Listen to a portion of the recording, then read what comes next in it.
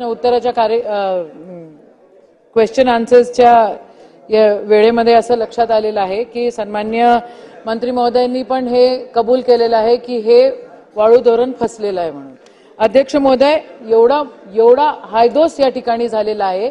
आपण 600 रुपयांनी घरकुलाला आपण वाळू देत होतो, तर मूळ मागच्या काळामध्ये ते तसं होतं.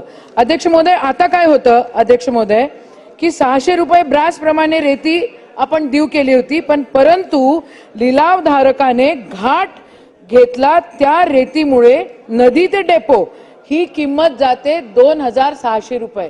अध्यक्ष महोदय, आणि त्यात वाळूचा खर्च वेगळा आपण जर काढला तर 6000 चा वर खर्च त्या ठिकाणी घरकुलामध्ये 6000 च्या वर ब्रास तेवढा खर्च होतो. अध्यक्ष महोदय, या धोरणाला आपण फसवा म्हणणार की नाही म्हणणार?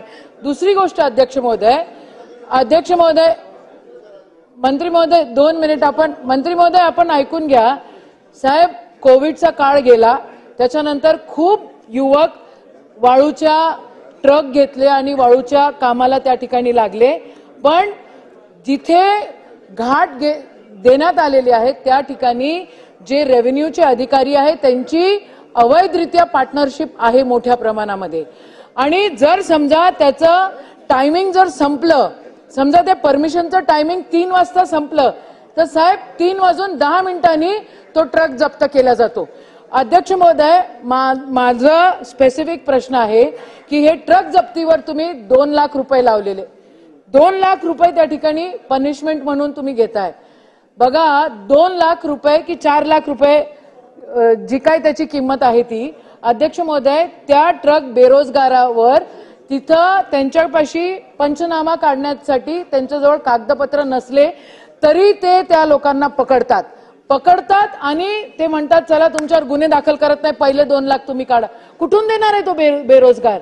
अध्यक्ष महोदय, शासन घरकुल धारकांसाठी वेळेवर वाळू उपलब्ध करून देण्यास नाकामयाब झालेली आहे. ह्या गोष्टी शासनाला मान्य आहे का? नसेल मान्य तर 600 रुपयामध्ये आपण कशी वाळू करून देणार याचं उत्तर द्यावं.